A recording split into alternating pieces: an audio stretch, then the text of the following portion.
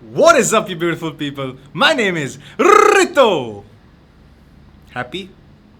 In this video, I'm going to talk about a new store that I just launched. It's, of course, a dropshipping store, and I just started with it only a few days ago. And I did it because I wanted to have multiple sources of income, multiple e-commerce stores running. And this is something that I've been planning to do for a while, but I've held off because I've been growing my own e-commerce business. But I wanted to actually diversify and have like multiple, eggs in my basket. And this is going to be a store which is going to give me a lot of lessons on like rapidly scaling, rapidly, cutting down, testing products, product research, and a lot of different things. And the reason I'm doing this is, of course, to grow my business, my e-commerce empire, if you must, and also to give you guys all the insights and feedback and everything that I learned in this entire process. And as you can see, this store has already done over $1,000 in sales, and it was only started like about a week or so ago. So I want to share with you the initial part of the journey and what I'm doing right now. And let me tell you upfront,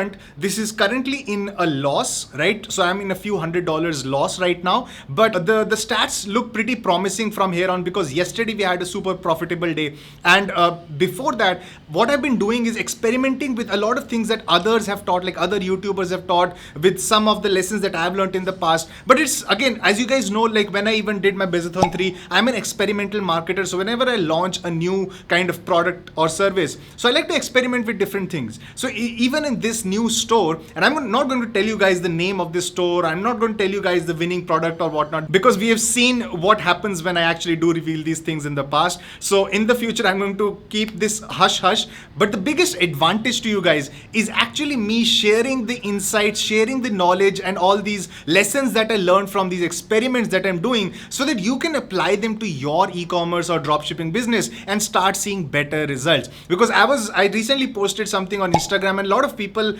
had a big fear of like, I'm losing money on Facebook ads, or Facebook ads are not performing for me, and all of those things, right? So let me be upfront with you and honest with you. I lost money on this. The first day, the second day, the third day, I did stop ads for a day or two. I had like very little ad spend. So you'll notice like, the first day we had a lot of sales, then the sales started going down. And the reason for that is because I found out a winning product. I added a few products to the store. I used the debut theme for this. And this is an important part. I used the debut theme for this. And the first day was like proper loss for me. The conversion rate was, even though this was like a low ticket item, the conversion rate was like 2% or something, and that held true for the next day also. So then I actually ended up changing to the dropship theme, and I started advertising some other products also. And out of these 4 products, the first product that I tried has actually gotten sales for me. So I was like, all right, so these other products that I'm testing, they're not even getting sales, but this product, even though it's at a loss, it's getting me some sales. So I wanted to improve the conversion rate and improve my ads and improve my interest and everything.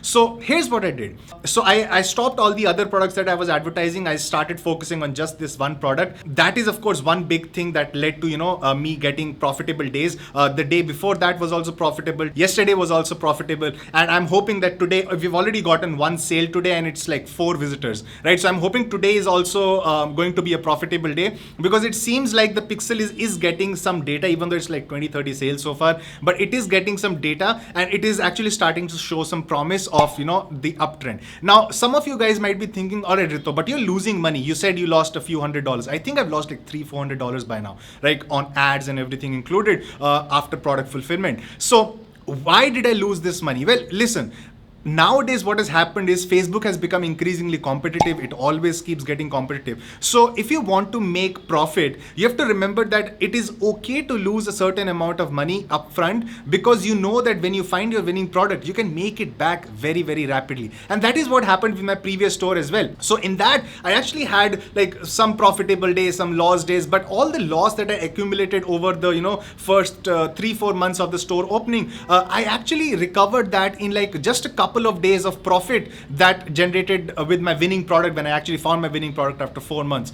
So this is what happens, right? So even if you know right now, if I have, let's say, 15 days of loss or something, I lose, let's say, $2,000 in just 2 or 3 days. When I'm scaling my profitable, if I find a winning product, of course, and I start scaling it, in just 2 or 3 days I'll be able to make back all of those losses, and then after that it's all profit, profit, profit. So you have to think again. I'm always telling you guys, think of the long term. Don't think of what's happening just today and yesterday, and you have to think of what the possibilities are if you keep continuing and if you don't give up on your journey, right? So you must be thinking like, Rito, so how did you turn something that was unprofitable for you for, let's say, 4 or 5 days, and then how did it suddenly started becoming profitable? So for this particular product, so I launched a few CBO campaigns. I launched initially 2 CBO campaigns, and each of them had like 5 ad sets inside them. One had, I think, 4, the other had 5 ad sets inside them. And then they had all different interests. These were all like interest targeting based, because I had no data. It was a new pixel, new everything, right? So I started advertising it. It was under a loss, but what it did show me that those CBO campaigns that they ran for like 2 days. Then I stopped the ads. Then I started them again.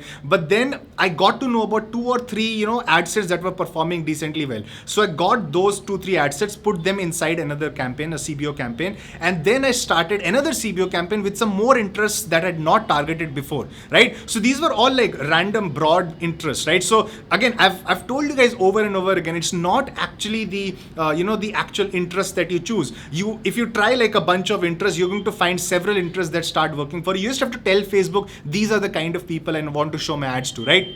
And anyways, like once the lookalikes start to kick in, then these interests, as it is, they fade away in the background. You don't even ever use them. So I started another CBO campaign with some more interests. And what I did was I found that had, I believe, 7 ad sets inside that CBO campaign. Out of them, I found 2 more interests that were performing really well, 2 more ad sets. So I combined all those 5 in total ad sets that I found, all of them with different interests, and put them up inside another CBO campaign. So that started performing very well for me. So this is what I'm doing right now. I'm basically testing out all different sort of interests. I'm trying to build up my lookalike audiences and everything. So those lookalike, the view content lookalike audience, the video viewers lookalike audience, all of those will be, pretty powerful. Let's say after I have, let's say, 10,000 people who have watched 75% of my video, or if I had, let's say, 1,000 visitors who have come to my store on a particular product page. So once I have that data, I'll create the lookalike audiences, and then I'll start advertising using those, right? But again, as I told you guys, these first few $100 of loss doesn't really matter. Or what matters is you are able to, turn it into a winning product and then start scaling it in the future, because that loss suddenly disappears and turns into profit. But all of this only happens if you have the patience and the diligence to go through this entire process, because it can be pretty heartbreaking for a lot of you guys who are on a very strict budget. If you lose, let's say, $100 on a day, you might be like, this is not working for me. You might decide to quit or something. See, again, I'm telling you guys again and again this, think about the long term. All of the losses that you do get recuperated if you find your winning product. And for finding a winning product, what you have to do is, of course, look at trends. So how did I find this product? Facebook searches, right? Did not even use spy tools or something, even though I am using a tool called salessource.io right now to look at some products that are trending on other stores. But this particular product I found using like Facebook searches method, right? Some of the other products that I tested, I found using those spy tools, they didn't really work for me. So Facebook searches method actually works. And this was a winner for, I believe it still is a winner for some stores, and it is actually turning out to be a small winner for me right now. So let's see what happens in the future, how I get to, scale that. And let's say this completely dies out, then I'll have to, find out another product. But a few lessons for you guys to learn. I shifted from the debut theme to the dropship theme. And let me tell you, yesterday's conversion rate, even though the cost per clicks on Facebook were super high, my conversion rate was 16% on my store, right? So 16% of people who came to my store actually bought the product, right? It of course is a combination of me finding those winning interests also, but then my conversion rate on debut was like 2%. I changed to a dropship theme, and actually when I actually made that switch a few days ago, I noticed like just upfront, as soon as I made the switch, my conversion rate started getting better. So again, like, not to toot my own horn, but I know for a fact now that dropship theme trumps everything else. So if you're not using the dropship theme, that is definitely one thing to look out for if you want to up your conversion rate. Another important thing that I did was I tweaked the product description page. So initially when I launched the product, I was using like the Luke's review app. I imported reviews from AliExpress and I showed them on the product page. In those days, my conversion rate and the people who were browsing, I used to look at Lucky Orange recordings. People used to scroll down to the reviews, they used to read them and then leave it. In fact, I noticed some stats like 750 people went to my store and out of them only 14 people bought. But yesterday, only about 50 or 60 people went to the store and 8 people out of them bought the product, right? So tweaking this little description. So what I did, I removed Luke's reviews. All right, just think of this. I had Luke's reviews earlier with good promising reviews with proper photos and detailed reviews. I actually pick and choose the reviews I want to show on my store.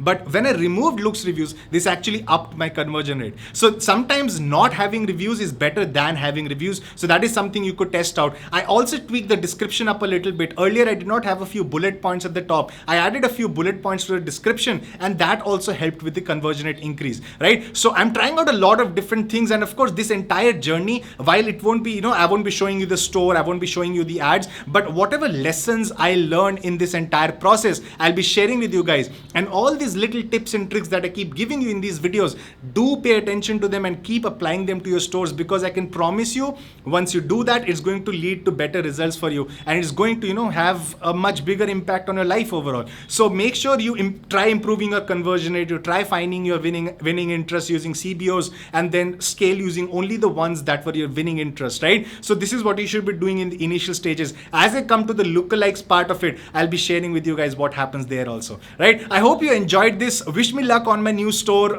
There's a lot that I get to learn that I'll be sharing with you guys, and hopefully you get to learn in the process as well. If you found value in this, hit that like button, comment below and subscribe. I'll see you next time. Until then, okay, tata, bye bye.